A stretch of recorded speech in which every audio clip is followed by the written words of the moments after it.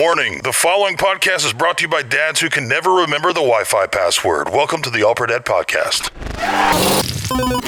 Hey, welcome to the All Pro Dad Podcast. I'm Ted Lowe, father of four, joined today by my buddies, Mr. Bobby Lewis, hey, man. Mr. BJ Foster. Together we have 9 kids and a whole lot of questions. So we'll just dive in, you guys. Here's a question. What is something that you've said to one of your kids that you later regretted? Yeah. It coming to mind. So my son, when he was young, was trying to learn how to tell jokes. And so he started to just kind of make up his own. And I'm like, no, that's not how jokes work. I'm just kind of telling him, I'm like, yeah, you just kind of say this and you add a little twist at the end. So maybe something they're not expecting. And he's like, okay, what about this one? And he would just kind of keep going. And it was like, oh, and I'm like, no, you want to maybe create a funny picture. And I'm just trying to, and he's just not getting it, which is really odd because my son. How old? He's like 17. This was last week. He probably was like maybe 6, maybe 6, something like that. Wow.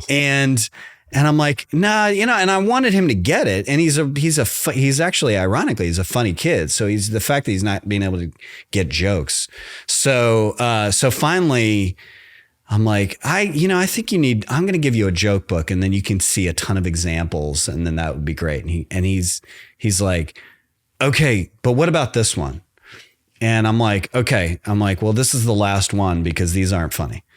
And the look on his face when I said that, I'm sure that I took 5 years off of his life, like in that moment. And the look my wife gave me took about 15 years off of my life. Yeah. Like she was like, are you kidding? Like what? And I it was very lighthearted up until that point. I was like, no, this is not. And he's like, dang. Like it was almost like I didn't think it would hit the mark like it did. But boy, yeah, there's a part of his heart that I took and threw in the trash that day.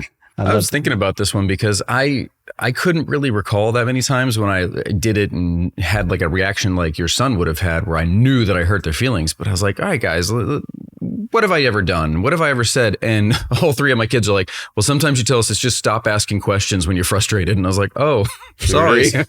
I just didn't realize it. And maybe it's because I was getting a little overwhelmed with them or whatever, but I didn't realize I was hurting their feelings just by a simple question like that, Wow. I wonder if our kids are glad we're hosting this podcast so they can point out these sorts of things, right? Well, mine's worse than yours, BJ, which I didn't know that I'd be able to top that, but no. Do I need to go back into the bank? Right. Figure out some more? You guys are going to dig a little deeper, but I'm going to, my kids are older, so I'm always going to win.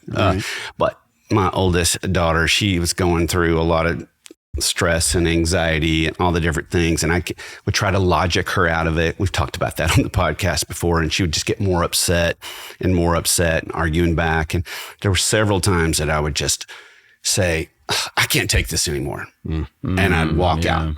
And I think I would kind of do it. You need to go reset. But instead of saying, hey, I need to take a pause, I'll be back, I said that. And she explained to me later how that had hurt her, how she felt like a burden when I said that. So you're like, ouch. And that's really painful. So why do you guys think that we say these things that we shouldn't say? Like what's going on? Like we know better than to say these things. Why do you guys think we say it? Well, I think we're tired. If you're anything like me, you're just tired and you just sort of react. I mean, I don't think a lot of times it's like not malice. I mean, you were talking about like, you're just done with questions and it's like enough already, like I was like, okay, we had tried out jokes for a while, or like you've got all these things going on and then your kids are acting emotional and erratic and everything, it's kind of chaos. And you're like, everybody just stop. Like I just need, and you just sort of react and you just say stuff. And sometimes it's like, okay, we don't know, or we're mean. We're just straight up mean. And that's a big problem.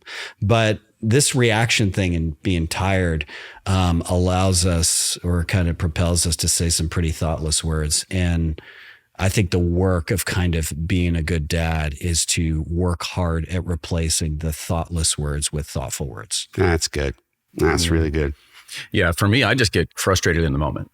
Like I've got something else on my mind. I've got work to do. I've got all these things I'm trying to accomplish, and I'll just speak without thinking, and not being intentional with my words. And so I can say things that I don't truly mean probably, but they come out wrong and it hurts their feelings. And I forget too that with my kids, like everything's big to them. Like to them, like this problem they're asking me about or this joke they're trying to tell me, that's a big deal to them. And if it's not a big deal to me, they're going to pick up on that and then it's going to hurt their feelings. So I have to kind of remember that this is big. So I should also be in it, make sure it's big to me. I mean, can I say I would say this, that I think most dads out there aren't thinking intentionally about this stuff. Mm-hmm. And so most of them are just kind of doing whatever and just reacting to kind of life. But when dads take the time to just kind of think about this stuff and work on it and be intentional and kind of do the work of being a good dad, it really makes a huge difference in terms of how we talk to our kids and how we react. Yeah, I've never intentionally set out to hurt my kids' feelings, and yet it still happened. And it feels the same whether I meant to do it on purpose or didn't. Like they're still crushed by me hurting their feelings. So I need to be way more attentive to this for sure, because I don't want that for them. That's why the question of the week this week is, what are some things dads need to stop saying to their kids? And we'll talk about some things that they should, but what are some things that dads need to stop saying to their kids? We're kind of going to divide this up a little bit and talk about sons and daughters, because every kid's different and these are going to apply to both, but they tend to resonate more, I think, with our sons and our daughters. First one are our sons. Yeah. And I think the first thing we've got to stop saying to our sons, and I've done this, is you can't do it. And that's a crusher, because sons, I think specifically, they need to know that they have what it takes. I'm good enough. I can accomplish, I can achieve. And we don't believe in them, and we tell them that they're not good enough in some way, it's going to make them feel like they always have something to prove. And whether that's prove something in your relationships, with your teams, with your teachers, with your job, whatever, like they're always going to be chasing something they, have been told they can't do. And when maybe you take a step back, you think, okay, well, maybe that's good. That's ambition. But I don't always think that's a positive thing. If we tell them they can't do something, that's going to crush them in the moment. And I don't want that. We talk about on the podcast all these different things, and I always feel like, oh, I've blown it here and I've blown it here. I feel like this is one of the ones I'm like, I don't have the urge to tell my kids they can't do something. I probably swing the pendulum in the other direction to, you guys are amazing. You can do everything. And Nancy's like, we don't want to be one of those American Idol parents that, set their kids up with false dreams. I remember my dad telling me, and my dad never, ever told me I couldn't do anything. And he did it one time. He was like, you can't run a marathon. Like, that's too far. You can't run that far. How old were you? Oh, I was like 21 and the peak time of your life when you can't. Yeah. And right. Why can't you, BJ? Like, why did you say I don't know. He's just like, that's a long way to run. You can't do that. And he had never said that before. And I felt like it was so odd. I'm like, that's weird that you would say that. And inside of me, I'm like, you watch. Yeah. You want to prove them? You better get ready. Yeah. And several years later, I did. And so, but that's, I do think, you hit on something, Bobby, that Jim Valvano, who's the coach of NC State, just a great speaker, super optimistic guy, very upbeat. And one of the things that he said, my dad gave me the greatest gift ever. He believed in me. And that believing in our kids has a profound effect on how they view themselves, how they view the world, how they view what they can do, what they can't, unless you overdo it. For all you, they're just on audio. I just got a stare from BJ, which is fair. I'll own it. That's right. Anyway, but yeah, it's a huge thing to believe in our kids and to tell them that they can't do, like, we don't have to tell them. Here's one of the phrases I really don't like. If you put your mind to it, you can accomplish anything. Look, I can put my mind to playing in the NBA. I will never play in the NBA, no matter what. Right. We don't need to give them false, like Nancy was saying, we don't need to give them like kind of this false sort of bravado about all this stuff. We don't need to tell them they can accomplish everything, but we certainly don't need to tell them that they can't accomplish something. Like saying, look, give it a shot. You might succeed, you might not, but I believe in you. Go for it. It's good. It's good. Another one of the things that I would say that we need to stop saying, particularly to boys, is don't be a wimp, or toughen up, kind of that toughen up. Don't be a wimp, or you're not strong enough. I think that is something that the worst thing possible for boys is to be perceived as weak, and for their father to perceive them as weak. This is the man who is the one that's going to bring you into manhood. And for that person to say, you're not strong enough. I'll never forget a friend of mine when he was a kid. There was this whole thing of rocks that needed to be moved from one area to another. And he was like, can I start working on that, Dad? And he was like, no, he was like, let your brothers do that. You're not strong enough. And he carried that into his 30s. From age 7, just kind of every time, it was always in the back of his head. Every time he set out to do something, whether it was physical or anything else, he heard, you're not strong enough. You're not strong enough. You're not strong enough. You're not strong enough. And so it's one of those things that I think undermines the perseverance of our boys. Yeah. And a very similar parallel idea is you're not fill in the blank physical trait enough, right? So my son, he's a little bit shorter than a lot of the kids in his age group. A lot of the kids on his little hockey team, he's shorter than them. And his sister is much taller than kids in her age group. And so he notices that. He's like, well, I'm must be something wrong with me. I'm little. And I was like, well, no, but there's nothing wrong with being a little bit shorter. It's fine. But I'm very particular when I talk to him about, just who he is physically. I don't say things like, oh, you're going to hit a growth spurt one day, because it even subliminally tells him like, you're not what you should be right now. I don't want that at all. So in the same vein of don't be a wimp, don't be weak, I don't ever want to say something, to make him think he's less than in an area he can't control. He can't control how tall he is. He has no control over that. So I don't want to make him think like he's just not good enough because he's not whatever you fill in the blank, When I'm thinking about words with our kids and talking about speaking life into them and believing in them. My sons are so different. I've got one who they could lose a game and when he would debrief it afterwards, he was still a champion, and then his brother, you're like, you're not. No, bud, that's not in the champ category, but I would just, live in that delusion. It's a beautiful land. And so I think with my other son, he's like, oh, it's just so the difference. He would do things great and he would find and nitpick. And you're going, it's the same kid, right? I remember when my second son, when he went to take his driver's test, I go in, I sit down, I'm thinking I'm going to be there for a while. And he walks back in about 10 minutes and there's a tear running down his face. And he's my very calm, stoic kid. And I'm like, what's up? He goes, I failed. And I'm seeing, oh God, and it's killing. I could still see the look on his face. And so when we were leaving, this lady walks up and was working at the DMV, and she knocks on the window and she says, hey, I need to let you know that we had somebody here from the state. That would not have been a deal killer for getting your driver's license. But we're just being a little bit more strict today because of that. So I was thinking, thank you, God, for that. And so we're driving off. I said, buddy, do you feel better now? And he said, no, I backed over a cone. And so even when someone comes up, knocks on the window, go, you're not a failure. Even when it's not me, it's like, sure, I'm a failure. So it's these things we've got to keep speaking into them, especially with some kids, they need it even more. Tell them not to feel bad, because I failed my driver's test on my 16th birthday too. Did you run over cones? I did. It was in the wrong spot. I believe that. It was so your story, you're sticking to it. Yeah. Another thing we need to stop saying is, I'm disappointed in you. We need to make it clear that, they're going to have disappointing behavior, and that's okay to say, I'm disappointed that you made that choice.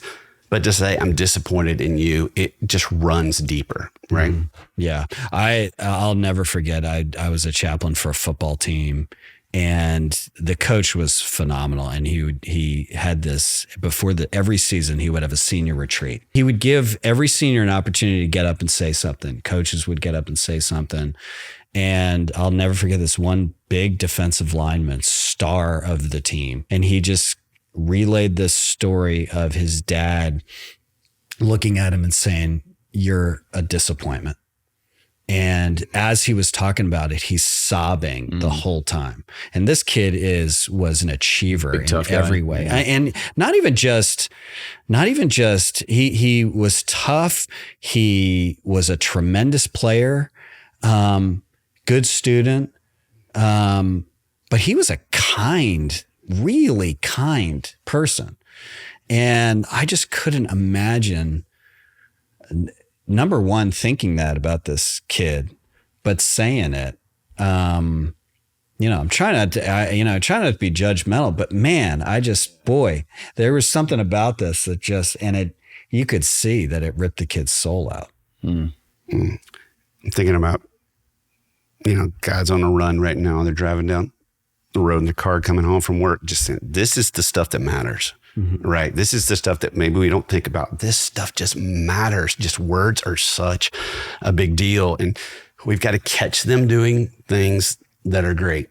We've got to find out those things. I mean, this is something I love to do as a dad. I love catching my kids doing stuff right. You watch it happen. And one of the things that I've learned from a friend of mine is what I call secondhand affirmation, where you say, hey, buddy, your coach was telling me how hard you've been working. Hey, sweetheart, you're crushing it at school, whatever those things are. Your teacher said you're doing great. Another thing is just when you affirm them, it's timing. I think it is everything. I've always found with my boys, especially, not to affirm when they're having a really hard time, which sounds weird, but I think it rings disingenuous, or you're just saying that because I'm upset or I'm crying, just to, let them sit in it for a little bit. So, buddy, I'm sorry you're hurting, and then come back around and go, hey, I know that was tough, but I think you're great at this. I think you hit the bullseye a second ago, Ted, when you said it's okay to be disappointed in the choice, but not to ever say I'm disappointed in you. Totally different targets, right? If I'm disappointed in the choice, that means there was a behavior or decision that's happened that, that doesn't really line up with our family values. We don't want to promote that. But to say I'm disappointed in you, that's way deeper. That hits something totally different in their soul. And so very big distinction. I think it's fine to say I'm disappointed in the fact that you cheated on the test. That's a decision, that's a choice you made. But to say I'm disappointed in you, it hits their ear in a much different way. So I'm gonna avoid that at home for sure. Well, yeah, you can even tell your kids, like, look, I've been disappointed in my own behavior. That's good. Just kind of relaying, like, hey, we all do things that are disappointing. Yeah. And one of the things that I think communicates this sometimes is to be able to say, hey, buddy, that doesn't sound like you. Mm-hmm. That's not you. Like, what was up? What's going on? I think that, that helps separate the behavior from the words. Yeah. One more thing that I think we say to our sons, or at least I know I've said to my son that we got to stop saying is, hey, I'm working on something right now. I'm busy. I'm doing something important. You're going to have to wait. And if that's a one-off, like, okay, right, maybe fine. We all have specific things that we, got a deadline or we're trying to get things done. But if you do this consistently, over and over again, and you're pushing your kid off to the back burner and you're focusing on other things, that's difficult because you're telling them, you're pointing out to them that you're consistently choosing something over them. And that's a problem. We got to stop saying that. Our kids deserve our attention. And so I'm going to keep this in mind because I'm prone to say this myself, and kind of cut that out because I don't want them to think they're less important than anything else going on in my life. And the bare minimum, I think, with that is, even if you are like, okay, hey, buddy, I'm working on something right now. I will give me 10 minutes and then follow through and go to them. So there's so many times I think you see kind of dads, and I'm kind of guilty of this as well. They push them off and then forget, and they don't come back to them. Yeah.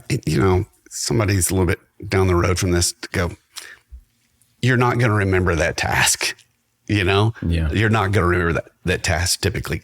Go play with your kid, go do those things. I know at work though, especially if you're working from home, you have to set the boundaries. And like you said, I'm going to get with you in a minute, but just those are those things that's priority to go, you matter more to me than anything else that's going on.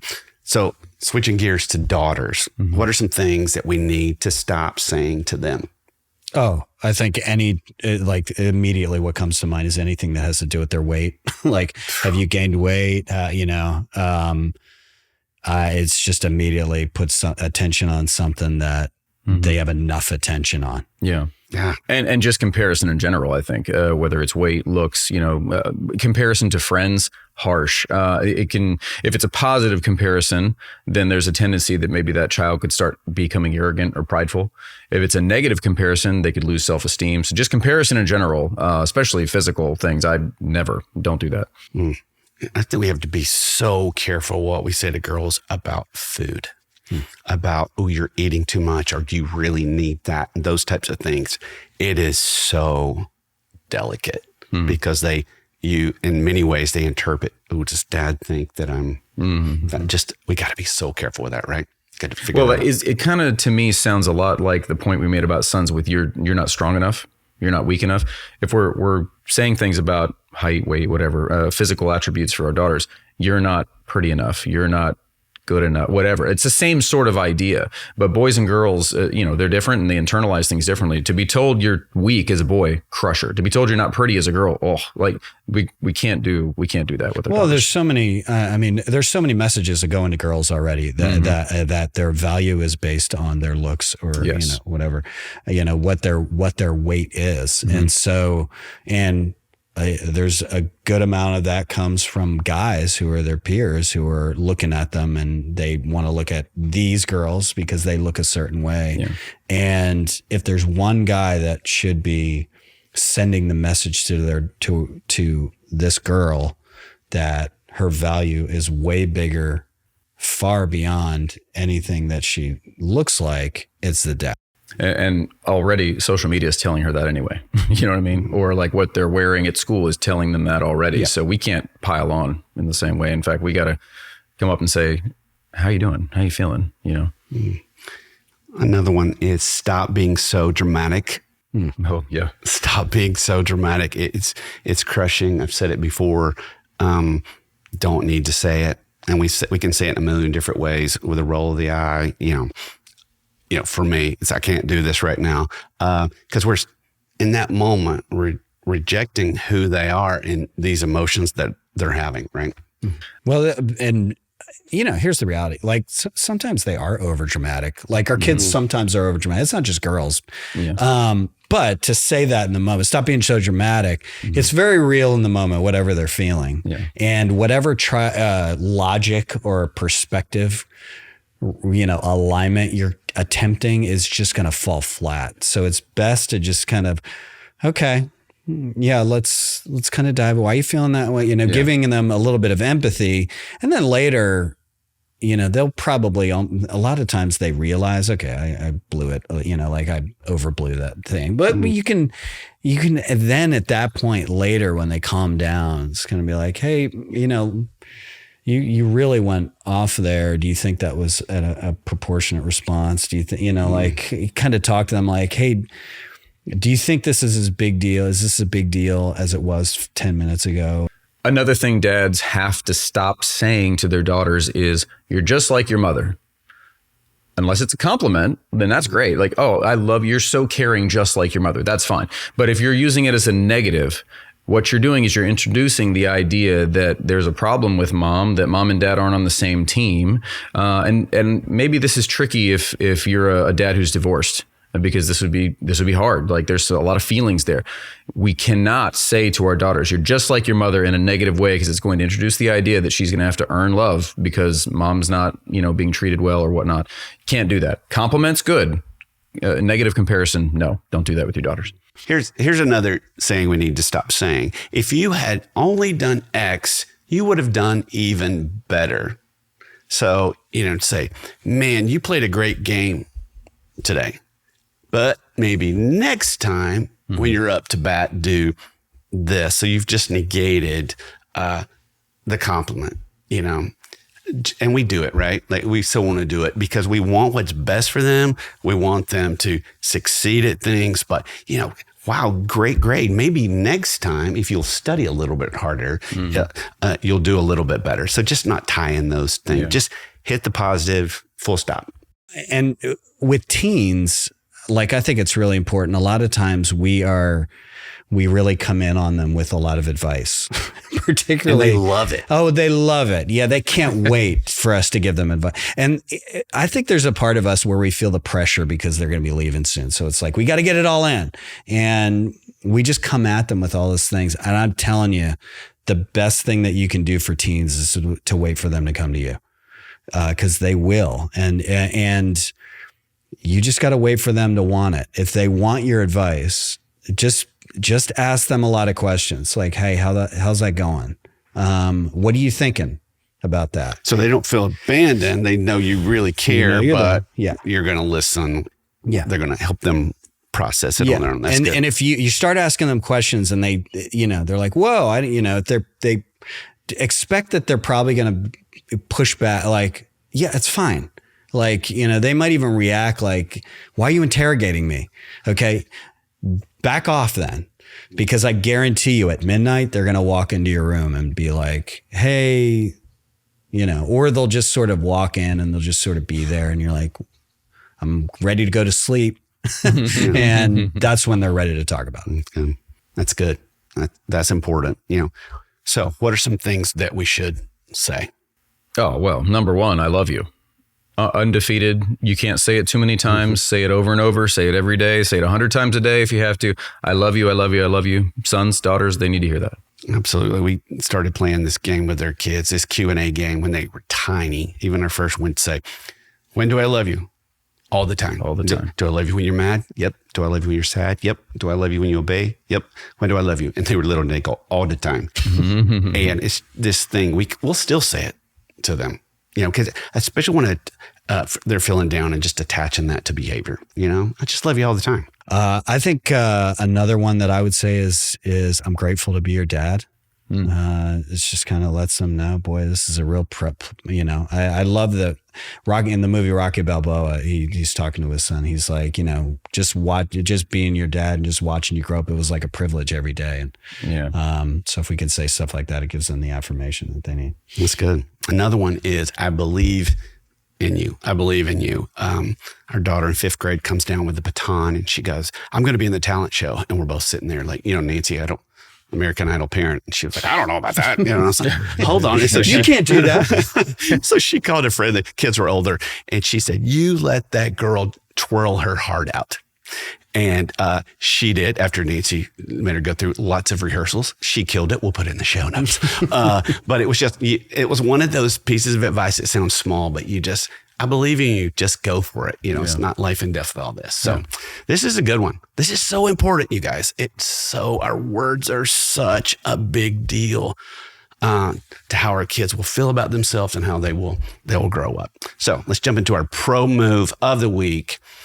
And try this. This is important, is to give your kids a new affirmation every day this week. Give your kids a new affirmation every day this week, and then let us know what happens. We'd love that. Love it. We'd love that. You guys, thanks for hanging out with me. And as always, we want to say thank you for listening. We know that you and your kids will be glad that you did. Thanks again for listening to the All Pro Dad podcast. Behind every episode is our amazing team. Producer, Haley Mawat, audio and video editor, Buck Buchanan, and production coordinator, Corey Walliff. All Pro Dad is the fatherhood program of the nonprofit Family First. Along with our motherhood program, iMom, we exist to help you love your family well. So remember, if you have more questions than answers, then you're probably in the right place. See you next time.